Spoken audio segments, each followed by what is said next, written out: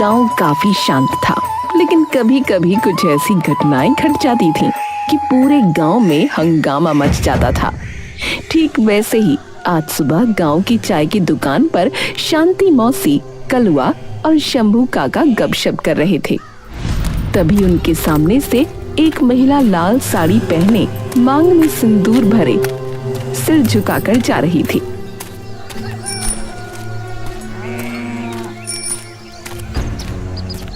शांति मौसी ने आंखें बड़ी करके कहा, अरे ये कौन से घर की बहू है? इस गांव में तो मैंने कभी ना देखी। देखकर तो लगता है जैसे ये नई दुल्हन हो, अभी अभी शादी हुई है। कौन है ये लड़की? अरे अरे मौसी, तुम पहचान नहीं पाई क्या? है नहीं पहचान पाई? अरे ये तो वो सुनील की पत्नी है, सुनील की। अरे अपना सुनील, अरे वही, वो जो साइकिल की दुकान के पीछे रहता है। अरे कल शाम को जो है वो शहर से इस लड़की से शादी करके आए हैं। हाँ, सुना है लड़की का घर शहर में है, शहर में। अरे कल जो है ना वो ट्रेन से शादी करके लाए हैं, ट्रेन से। देख कलुआ, ये तो शहर की लड़की है, और तू जानता है ना शहर की लड़कियां गांव की बहुओं की तरह ना रहती, इतना काम ना कर सकती। अभी ये लड़की क्या करेगी? ना तो ठीक से खाना बना पाएगी, ना धान काट पाएगी, कुछ भी तो ना कर पाएगी। हम भी देखते हैं कि शहर की हीरोइनी गांव में कैसे पैर जमाती है। अरे तुमने सही कहा मौसी, बिल्कुल सही कहा। क्या हो गया भगवान जाने। गांव में क्या कोई और लड़की नहीं थी क्या? है कोई और नहीं लड़की थी? बताओ, गांव में लड़कियों की इतनी कमी पड़ गई है क्या? है कि शहर से लड़की लानी पड़ रही है? बताओ। है पता नहीं इन्हें क्या हो जाता है। अब ये तो भगवान ही जाने क्या हो जाता है। गांव में इतनी अच्छी अच्छी लड़कियां हैं, उन पर इनकी नजर ही नहीं पड़ती है। जीते जी और क्या क्या देखना पड़ेगा, कौन जानता है। बाप रे, वो प्यार करके शहर से शादी करके ला रहा है। क्यों रे, इतना कैसा प्यार? क्या गांव की लड़कियों से प्यार न किया जाता? बस सब ढोंग है। अरे मौसी, ये तुम सब नहीं समझ पाओगी। तुम नहीं समझोगी, ये नए जमाने की चीज है, इसे कहते हैं प्यार। है प्यार। दादा जो है ना अपने, वो तो प्यार करके इस लड़की को ब्याह के लाए हैं। वो इस तरह बातें कर रहे थे। दूसरी तरफ सुनील की माँ बीना देवी सुनील से कह रही थी, देख बेटा, ये जो शहर की लड़की को तू यहाँ ले आया है, अब देख ये घर संभाल पाएगी या नहीं। केवल साड़ी पहनकर घूमने से ही कोई बहू ना बन जाता। घर परिवार के नियम कानून भी होते हैं, संसार की बात है, समझा? और जब बहू घर के सारे काम करती है तब जाकर घर की बहू कहलाती है। और ये तो शहर की लड़की है, मुझे ना लगता कि ये घर का कोई भी काम कर पाएगी। देखो माँ, वो कहीं की भी लड़की हो, अब वो जब हमारे घर पर आई है तो तुम उसे थोड़ा सिखा पढ़ा भी तो सकती हो ना। इसमें क्या दिक्कत है बताओ? देख सुनील, तेरी बहू को देखकर लगता है वो बस सजना संवरना ही जानती है। अरे माँ, तुम ना बस उसका सिर्फ ऊपरी रूप देख रही हो। हाँ माँ, वो केवल सचती सवरती ही नहीं है, बल्कि एक बात बताओ, उसका मन बहुत बड़ा है माँ। तुम देखना, एक दिन वो सबका मन जीत लेगी और सबको प्यार से अपने साथ जोड़े रखेगी। तुम देख लेना माँ। ठीक है, अगर वो सबको प्यार से साथ लेकर चलेगी तो बहुत ही अच्छी बात है। देखते हैं तेरी बहू क्या करती है क्या ना। वैसे ये भी नहीं कहा जा सकता कि किसका मन कब बदल जाए, इसका कोई ठिकाना ना होता, समझे? अब बस देखने का इंतजार है। माँ जी, आप लोग बिल्कुल चिंता मत करिए, मैं सब कर लूंगी।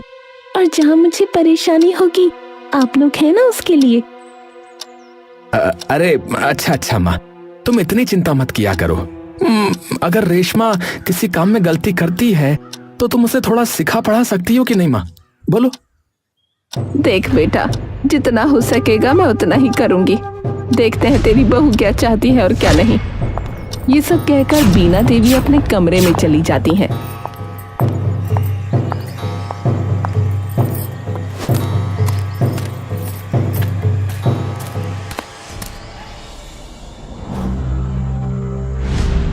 तभी सुनील की बहन सौम्या दौड़कर आती है और अपनी भाभी से कहती है, अरे भाभी, क्या तुम नल पर पानी लेने जा रही हो?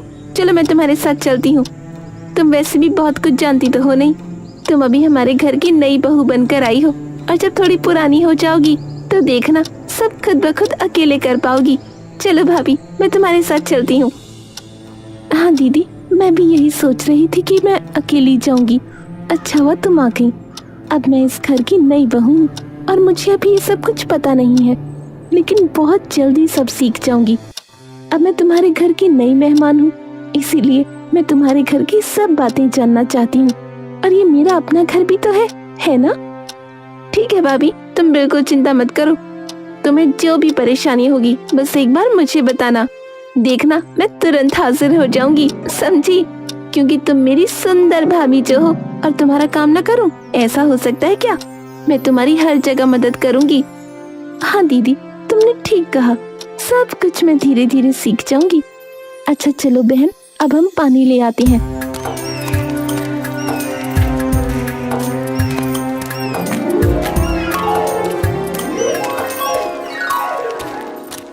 घर के अंदर बैठी बीना देवी उनकी ये सारी बातें सुन रही थीं। तभी वो कहती हैं, शहर की लड़की तो है, लेकिन बातों में मिट्टी की खुशबू है। मुझे नहीं लगता कि ये लड़की बहुत बुरी होगी, लेकिन इसे थोड़ा घिसना मांझना सिखाना पड़ेगा।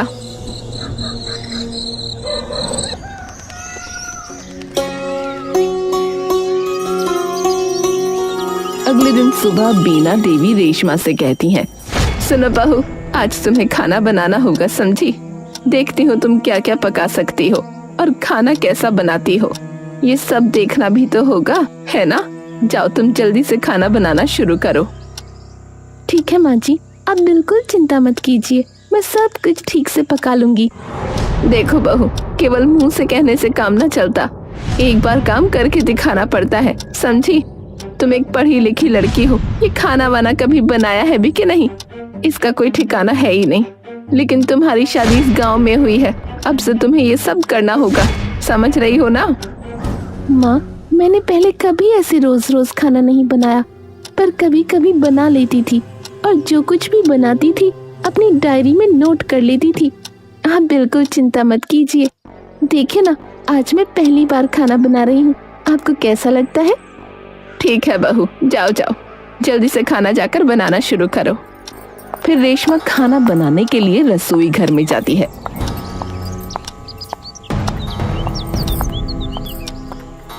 और रेशमा के खाना बनाने की बात सुनकर दूसरी तरफ से सुनील अपनी माँ से कहने आता है, अरे माँ, आज रेशमा खाना बना रही है। ओहो, तब तो लगता है कि आज भूखा ही रहना पड़ेगा माँ। मुझे नहीं लगता कि वो ये सब खाना वाना बना पाएगी माँ, मुझे लग ही नहीं रहा है। आज का खाना तुम और बहन मिलकर तो बना सकती थी ना? बताओ ना माँ, बना सकती थी कि नहीं?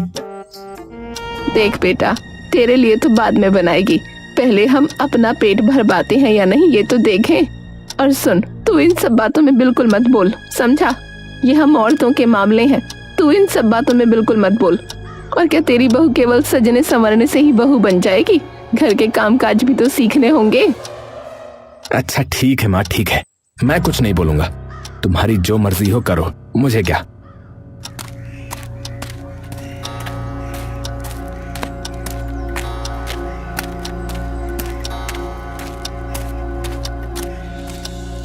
दूसरी तरफ रेशमा चावल बना रही थी और वो बैठकर सोच रही थी कि वो क्या क्या बनाएगी।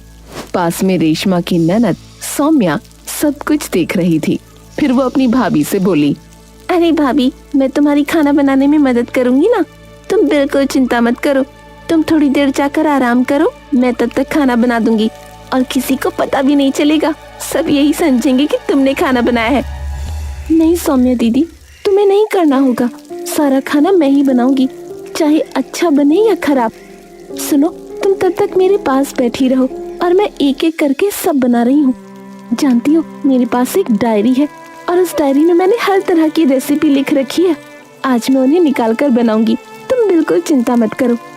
ठीक है भाभी, तुम एक एक करके खाना बनाती रहो और मैं यहाँ बैठकर सब देख रही हूँ, अगर तुम्हें कोई दिक्कत हो तो मुझे बताना। फिर रेशमा एक एक करके सब खाना बनाने लगती है और उसके खाने की खुशबू बाहर चली जाती है। उसी रास्ते से कलुआ जा रहा था। इसलिए कलुआ उस खाने की खुशबू सूंघकर घर के अंदर आ जाता है।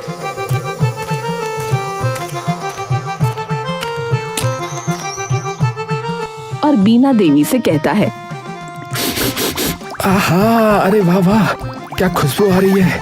अरे मौसी, ए मौसी, अरे ये खाना कौन बना रहा है मौसी, बताओ तो। आहा, बड़ी बढ़िया खुशबू आ रही है। ओहो, इतनी बढ़िया खुशबू।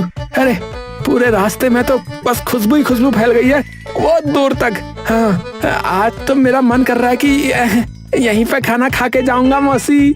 हाँ, बता रहा हूँ। अरे कसम से मौसी, खाने की जैसे ही खुशबू अंदर गई, मेरे मुंह से भर भर के लार बाहर आई। कसम से बिन बुलाए खींचा चला आया मैं तो अंदर तक। हाँ मौसी। तू तो जानता है ना कलुआ, मैंने आज मेरी बहू को खाना बनाने को दिया था। सच में उसके खाने की खुशबू तो पूरे घर में फैल गई है। कितनी अच्छी खुशबू आ रही है खाने से। ठीक है, आज तू खा कर जा। और तुझे क्या कहूँ, अब बेशरम अंदर तो आ ही गया है। फिर जब खाना बन जाता है तो रेशमा सबको खाना देती है। खाना देखकर बीना देवी बोली, हाँ, दाल तो सुंदर बनी है, चावल खिले खिले हैं, कढ़ी भी काफी बढ़िया है। वैसे तुम्हें ये खाना बनाना सिखाया किसने, बताओ तो सही। माँ, मैंने ये खाना मेरी माँ से सीखा है और कुछ रेसिपीज मैंने YouTube वीडियो देखकर सीखी हैं, पर मैंने जितना हो सका खुद देखकर करने की कोशिश की है। भाभी, तुम्हारे हाथ के खाने का कोई मुकाबला नहीं। तुमने तो कमाल का खाना बनाया है। तुम तो मुझसे भी बहुत अच्छा खाना बनाती हो भाभी।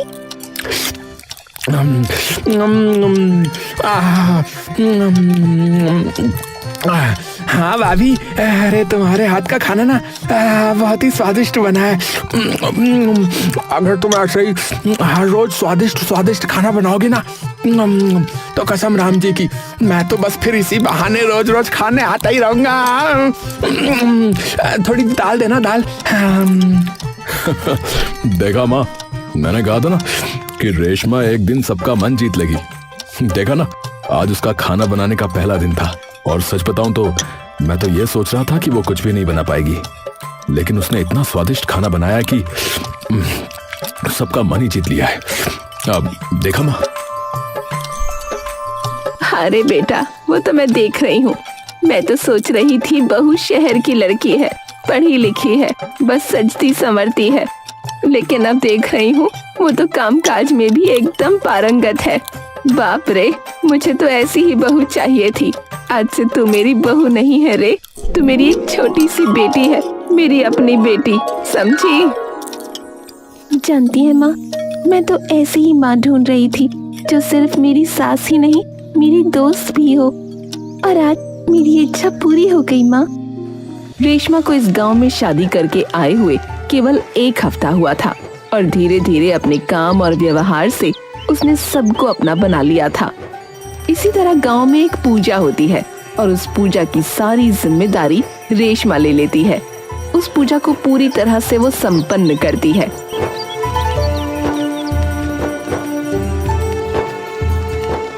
फिर शाम को सभी गोल मेज पर बैठकर कुछ चर्चा कर रहे थे।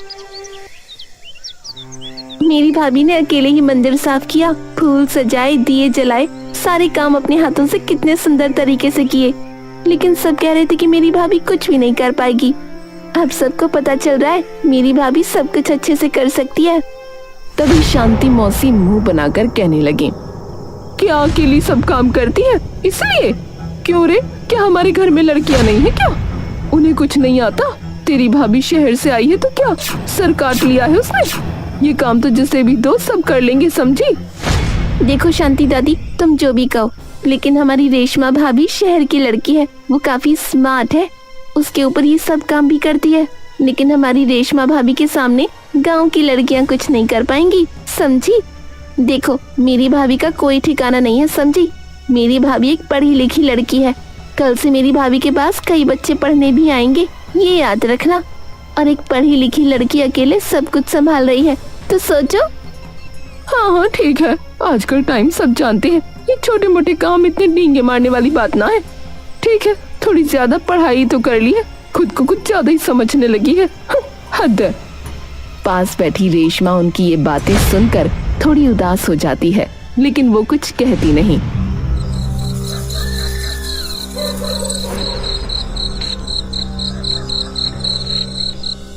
सुनील खाना खाकर अपनी पत्नी से कहता है, अरे रेशमा, अरे तुम इतना मन उदास करके क्यों बैठी हुई है भाई? क्या हुआ? अरे क्या हो गया तुम्हें? अच्छा सुनो, मैं इस गांव में नई बहू हूँ और मैं सबको बहुत प्यार करती हूँ। मैं जो कुछ भी करती हूँ वो किसी को दिखाने या खुद को ऊंचा उठाने के लिए नहीं करती। मैं सबसे दिल से प्यार करती हूँ। फिर भी इस गांव के लोग मेरे बारे में इतनी बातें क्यों करते हैं? वो मुझे क्यों बर्दाश्त नहीं कर पाते? बताओ ना, मेरी क्या गलती है? बताओ, मैं तो सब कुछ प्यार से ही कर रही हूँ ना। ओहो, तो ये बात है। देखो रेशमा, तुम ये सब लेकर बिल्कुल भी ना उदास मत हुआ करो। अरे लोग हैं तो कुछ ना कुछ तो कहेंगे ही, बल्कि आजकल तो बहुत कुछ कह देते हैं लोग। उन्हें लेकर मन उदास करने से ना काम नहीं चलेगा, समझी? सुनो, इस गांव के लोगों को बदलना होगा। अगर वो ऐसी मानसिकता रखेंगे तो ये गांव कोई भी चीज में तरक्की नहीं कर पाएगा। अच्छा बाबा, ठीक है, तुम जो भी करना चाहती हो ना वही करो, क्योंकि मैं जानता हूँ तुम सबके भले के लिए करोगी जो भी करोगी, क्योंकि तुम्हारा मन बहुत बड़ा है। तुम जैसी हो तुम बस वैसी रहो, ठीक है? तुम किसी को छोटा नहीं कर रही हो। फिर भी अगर तुम्हें कोई गलत समझता है तो वो फिर उसी की समस्या है, समझी? तुम मेरे साथ हो तो मुझे और किसी की जरूरत नहीं है। तुम मेरी ताकत हो और मैं इस गांव के लोगों को अपना बनाना चाहती हूँ। जो लोग आज मेरे बारे में बातें कर रहे हैं, मैं चाहती हूँ कि वो एक दिन मुझे गले लगाएं।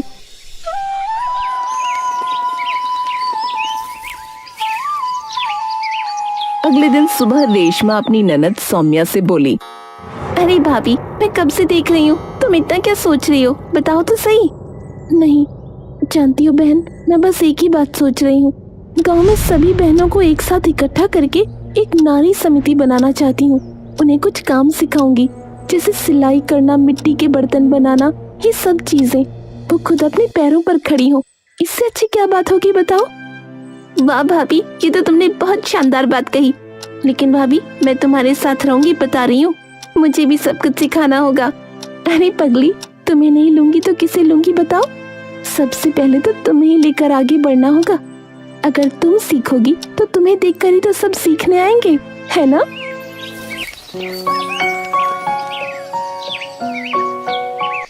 लेकिन अगले दिन सुबह से रेशमा सबके घर घर जाकर आवाज लगाने लगी और उन्हें समिति के गठन की बात बताई।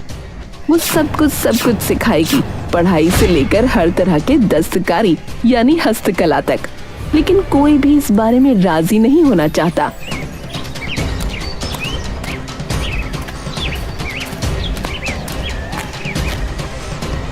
बाप रे, मैं अपनी बेटी को वहाँ ना भेजूंगी। क्यों रे बाबा, वहाँ भेजूंगी? इतना पढ़ा लिखा होने की कोई जरूरत नहीं है। 2 दिन बाद शादी कर दूंगी, वहाँ जाकर जो करना है करे। हाँ दीदी, तुमने सही कहा। खुद पढ़ी लिखी है तो खुद को बहुत कुछ समझने लगी है। ना बाबा ना, मैं अपनी बेटी को उसके पास ना भेजूं। जितना बिगड़ना है वहीं जाकर बिगड़ जाएगी। 2 दिन बाद शादी कर दूंगी तो ससुराल जाकर कलछी घुमाएगी। ये सब सीखने की कोई जरूरत ना है। ये सब सीख कर भी क्या होगा बताओ? रेशमा इस बारे में सबके साथ बात करती है, लेकिन कोई भी अपनी बेटी को रेशमा के पास नहीं भेजता। लेकिन रेशमा भी हार मानने वाली नहीं थी।